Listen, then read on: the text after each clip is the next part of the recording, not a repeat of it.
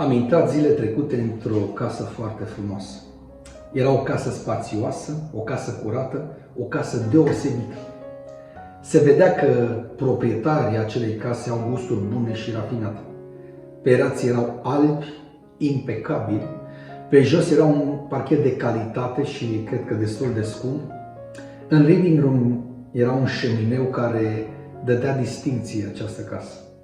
Era o casă extraordinară, totul era foarte frumos, totul era bine pus la punct. Cu toate acestea, nu era deloc o casă primitoare. Când am intrat în ea, era frig. Și datorită câtorva geamuri deschise, bătea un vânt rece. Am venit de la frig, am venit de afară, eram înghețat și când am intrat în casa aceasta, parcă era și mai frig.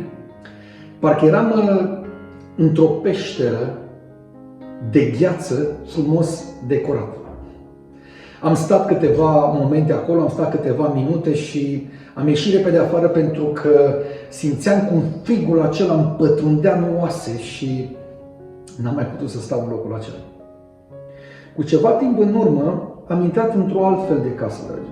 De data aceasta pe jos era o podea din scânduri de lemn. Era veche, lucrurile în cameră păreau înghesuite și pe masă era dezordine. Casa nu avea șemineu, dar într-un colț era o sobă, o plită în care ardea focul. Afară era foarte frig și când am intrat m-am așezat pe o canapea și o căldură plăcută m-a cuprins din toate părțile. Un miros plăcut venea dintr-o oală în care fierbea ceva pe acea plită și mirosul acela a inundat toată încăperea. Atât de primitoare mi se părea casa aceea. Deși luxul lipsea, deși nu erau toate celelalte lucruri scumpe, totuși parcă nu mai vreau să plec de acolo. Prezența focului în acea sobă emana o căldură de care trupul meu avea nevoie. Dragii mei, noi trăim într-o lume rece și vitregă. Trăim într-o lume înghețată și lipsită de empatie. Ascultați-mă bine. Iar dacă totuși găsim în această lume o urmă de empatie, aceasta este de fațadă. Este doar pentru a atrage atenția și, din păcate, a mai câștiga puțină popularitate. În viziunea reflectoarelor se vede empatia aceasta, în afara acestor reflectoare nu se vede această empatie. Cât de minunat este când în această lume întâlnești un om care emană o căldură sufletească la care te poți încălzi. Un om a cărui vorbe te mângâie. Sunt, dragii mei, oameni care au o anumită dulceață. O dulceață pe care sufletul o simte, o dulceață de care sufletul meu, sufletul nostru are nevoie. În Cartea Proverbelor, în capitolul 19, versetul 22, citim următorul verset. Ceea ce face farmecul unui om este bunătatea lui. Vedeți, acest farmec nu-l are oricine. Acest farmec, această căldură sufletească, această dulceață nemaipomenită, nu o dă haina de pe om, oricât ar costa ea, nu o dau banii sau averea acumulată. Această stare deosebită, această căldură nu o dă nici măcar înțelepciunea avută și nici pregătirea profesională. Toate acestea pe care le-am numit sunt bune. Dar când vine vorba de această dulceață, atunci fiți atenți. Numai Duhul lui Dumnezeu este în măsură să creeze această stare deosebită. Duhul Domnului este focul care poate emana căldura aceasta, starea aceasta binecuvântată de care au nevoie oamenii din jurul nostru. Această mireasmă de la viață spre viață, așa cum spune în cuvântul lui Dumnezeu. Dacă veți citi în Cartea 2 Corinteni, capitolul 2, versetul 15 și 16, veți citi de această mireasmă de la viață spre viață, o mireasmă care este emanată din noi, din trupurile noastre, din duhurile noastre, din sufletele noastre, care poate curge numai dintr-un inima unui om care îl iubește pe Dumnezeu. În această inimă deznădăjduit de rea și nespus de înșelătoare, doar Duhul Domnului poate să pună această dulceață. Doar Duhul Domnului poate să alimenteze și să încălzească această inimă. Iar lucrul acesta se vede în oamenii care au Duhul lui Dumnezeu. În vasul acesta de lut neputincios, ce se poate produce bun?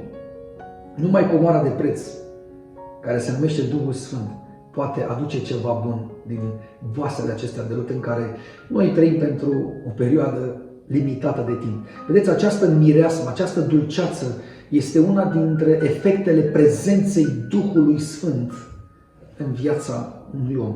Așa cum focul într-o sobă emană căldura într-o iarnă rece, la fel Duhul Sfânt prezent în inima unui om emană mireasma aceasta minunată, dulceața aceasta, blândețea aceasta, farmecul acesta într-o lume rece și nepăsătoare. Vedeți, lumea aceasta este incapabilă să empatizeze cu cei în necaz, pentru că nu au resurse. Pentru că orice căldură are nevoie de o sursă de căldură. Ai această dulceață, ai această mireasmă, ai viața aceasta în tine, ai puterea aceasta, ai farmecul acesta, ai înăuntrul tău acest foc al prezenței Duhului Sfânt. Cei din jurul tău vor sesiza acest lucru.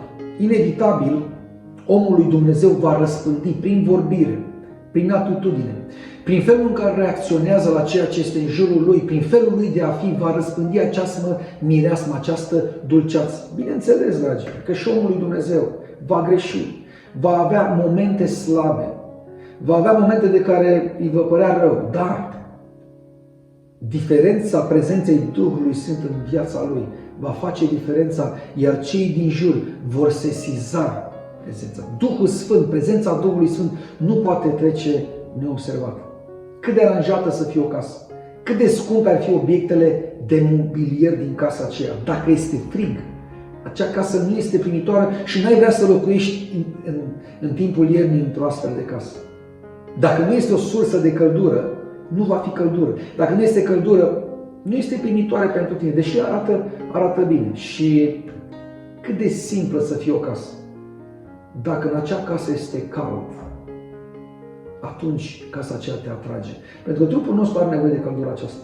La fel, dragii mei, cât de învățat și priceput ar fi un om, cât de bogat sau sofisticat, fără prezența Duhului Sfânt, va fi respingător.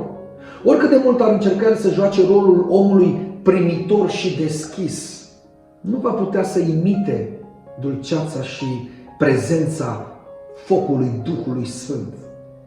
Iată, dragii mei, de ce avem nevoie în lumea aceasta.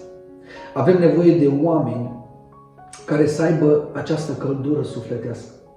Avem nevoie de oameni a căror vorbe să atingă inimile celor din jur, să-i poată ridica, să-i poată îmbărbăta, să-i poată întări. Iar lucrul acesta nu se poate decât prin prezența Duhului Sfânt. Duhul Sfânt care arde și dă această căldură sufletească. Spune cuvântul lui Dumnezeu că această comoară o purtăm în niște vase de lut, pentru ca această putere nemaipomenită să fie și este de la Dumnezeu și de la noi. 2 Corinteni, capitolul 4, cu versetul 7. Doamne, te rugăm, lasă ca fiecare copil al Tău să aibă dulceața aceasta. Lasă ca în inima fiecăruia dintre noi focul prezenței Duhului Sfânt să nu lipsească. Dumnezeul care a creat cerul și pământul să vă binecuvânteze.